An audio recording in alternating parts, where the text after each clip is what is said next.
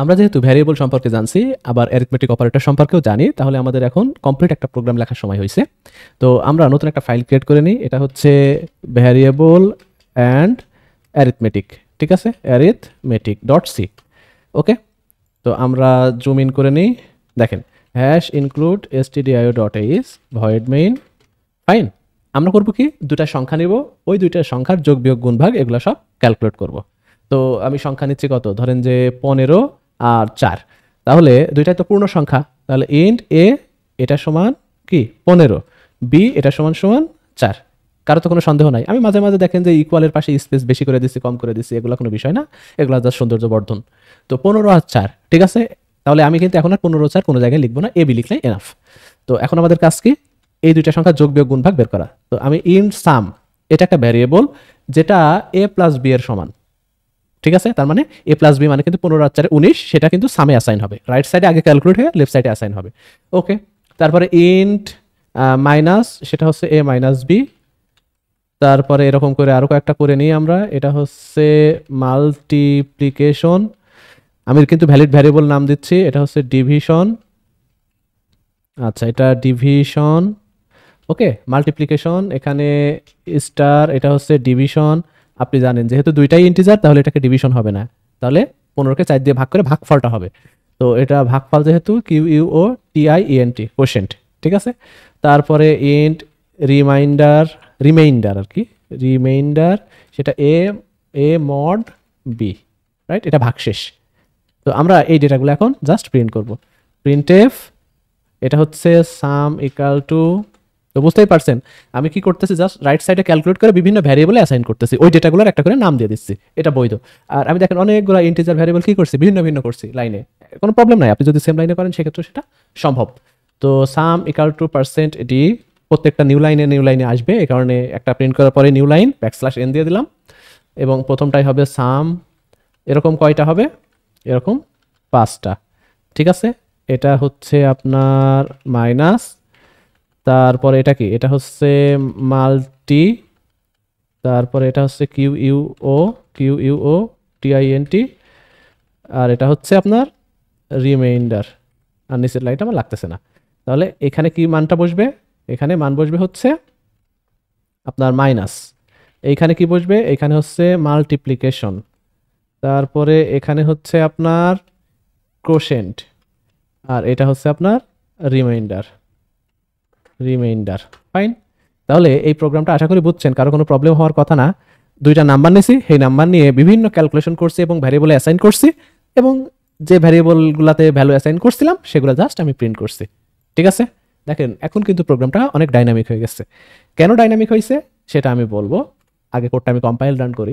তো এটা জিসিসি, এটা কত 8 নাম্বার, 8 চেপে ট্যাব চাপলেই 8 নাম্বারটা নিয়ে নিচ্ছে, দেন রান করেন, দেখেন এক্স্যাক্টলি যা আউটপুট। তো 15কে 4 দিয়ে ভাগ করলে কিন্তু ভাগফল কত 3, আবার ভাগশেষ কিন্তু 3, কারণ 12 পর্যন্ত যায়, 3 ভাগশেষ থেকে যায়, ঠিক আছে।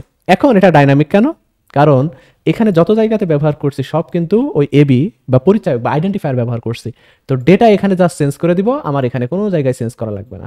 আর যদি আমি এই পরিচয় কনসেপ্ট না থাকতো তাহলে কি করা লাগতো, সব জায়গাতে এই 15 আর 4 মানে এ এর জায়গাতে 15 গুলা লেখা লাগতো, বি এর জায়গাতে 4, সব জায়গায় লেখা লাগতো। তো আমি যদি 15 4 বাদে অন্য কোনো সংখ্যার জন্য এই সেম ধরনের কোড লিখতে চাইতাম বা প্রোগ্রামটা রান করাইতে চাইতাম অন্য কোনো ডেটা দিয়ে, তাহলে 15কে কেটে সব জায়গায় অন্য কিছু লেখা লাগতো, 4কেও কেটে অন্য কিছু লেখা লাগতো। এখন শুধুমাত্র আমার একই জায়গাতে কি করতে হবে, চেঞ্জ করতে হবে। এটাই কনসেপ্ট ছিল, যেটা আমি এনআইডি দিয়ে বোঝাইছিলাম, তাই না, যে এক জায়গাতে রেখে সব জায়গাতে ইউজ করবো। এক জায়গায় চেঞ্জ, নির্বাচন কমিশনে যদি এনআইডির নাম্বার চেঞ্জ হয়ে যায় তাহলে সব জায়গায় অটোমেটিক্যালি চেঞ্জ হয়ে যাবে, কোনো প্রবলেম নেই। তো এটাই হচ্ছে প্রোগ্রামিং এর আইডিয়া। তো এখন আমি জাস্ট এখানে 13 দিয়ে দিলাম, এখন 13 দিয়ে জাস্ট কোডটা যদি কম্পাইল করি এবং রান করি, তাহলে দেখেন যা আউটপুট আমাদের এক্সপেক্টেড সেটাই চলে আসছে। তাহলে এই হচ্ছে আমাদের কি ইন্টিজার সংখ্যার ক্যালকুলেশন। তো কারো কোনো সমস্যা থাকার কথা না। তো সবার মোটামুটি মনের খোরাক থাকে যে হ্যাঁ আমরা ইন্টিজার দিয়ে বারবার করতেছি, তো ফ্লোট ডাবল দিয়ে করলে কি হবে, ফ্লোট ডাবল বারবার বলতেছি, ফ্লোট ডাবল সেম, শুধুমাত্র একটা দ্বিগুণ, কি দ্বিগুণ সেটা পরের হিসাব। তো ফ্লোট দিয়ে করলে যা, ডাবল দিয়ে করলেও তাই। তো আমি ফ্লোট দিয়ে দেখাই দিচ্ছি, বা আমি বারবার ফ্লোট দিচ্ছি, এখন আমি ডাবল দিয়ে দেখাই দিতে পারি। ধরেন এই টোটাল জায়গাটা এখন আমি জাস্ট কি করবো, কি করলাম, এটাকে কমেন্ট করে দিলাম। আমি সিঙ্গেল লাইন কমেন্ট করতেছি, তো আপনারা মাল্টি লাইন কমেন্ট করে দিতে পারেন, আপনারা সেগুলো পারেন আশা করি। এখন দেখেন দুইটা ভ্যারিয়েবল, ধরেন ইন্ট মার্কস তো আমরা মার্কস নিলাম আর সিজিপিএ নিলাম। ও আচ্ছা, আমরা তো এখন ডাবল নিয়ে কাজ করবো, তো আমি ভ্যারিয়েবলগুলোকে ডাবল করে দিলাম। ঠিক আছে, আর ভ্যারিয়েবলে সরাসরি ভ্যালু অ্যাসাইন করে দিই 10.5। আর একটা কি সিজিপিএ হচ্ছে আপনার 3.85। ওকে, এখন আমি জাস্ট এই সমস্তগুলা আমি এখানে কপি করলাম, দেন এখানে পেস্ট করলাম, আপনারাও কপি পেস্ট করবেন।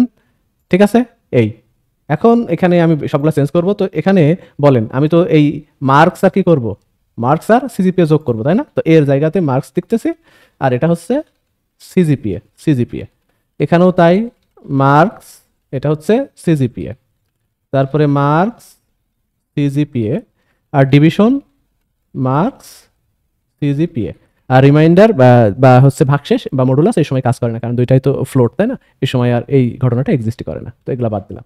তো এটার নাম হচ্ছে ডিভিশন। আর যেহেতু রেজাল্টটা কি হবে, এখন দুটো ভগ্নাংশের ভাগ করাটা, এটা একটা ভগ্নাংশই হবে, জেনারেলি হবে, আসলে অলওয়েজই হবে।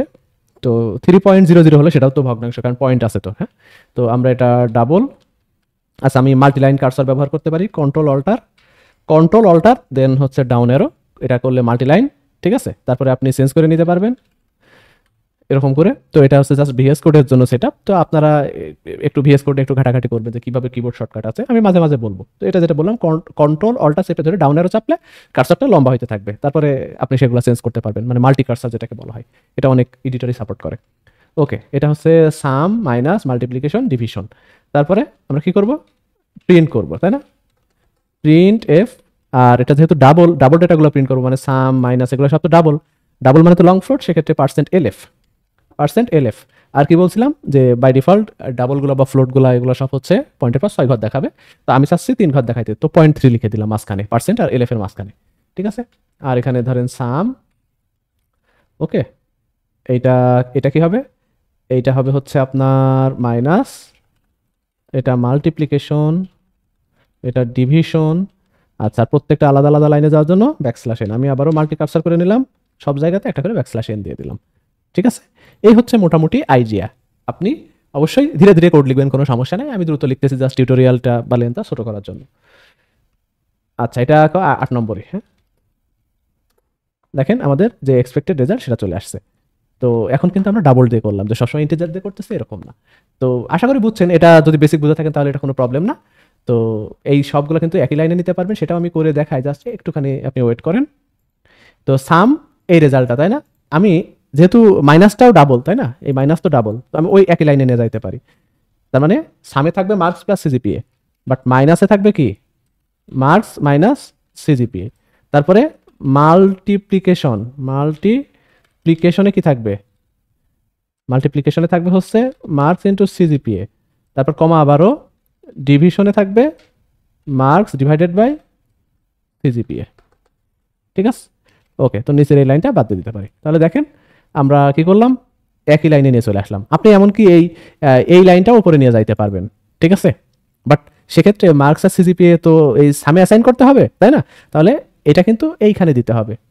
মানে আপনি তো এই মার্কস আর সিজিপিএ এই দুইটা ভ্যারিয়েবল ইউজ করবেন, তো আগে সেগুলোকে ভ্যালুটা বলে দিতে হবে, পরে ইউজ করতে হবে। তার মানে আপনি কিন্তু সামটা এই শুরুতে দিতে পারবেন না, তাহলে কারণ সামে কি আছে, মার্কস আর সিজিপিএ এর মানটা আছে, কিন্তু মার্কস সিজিপিএ তো পরে আছে। তো যাদেরকে আপনি ইউজ করতেছেন সেটা যেন আগে থাকে, তাহলে আপনি পরে ইউজ করতে পারবেন। আগে ইউজ করবেন কিন্তু সেগুলোর বর্ণনা পরে আছে, এরকম ঘটনা যেন না হয়।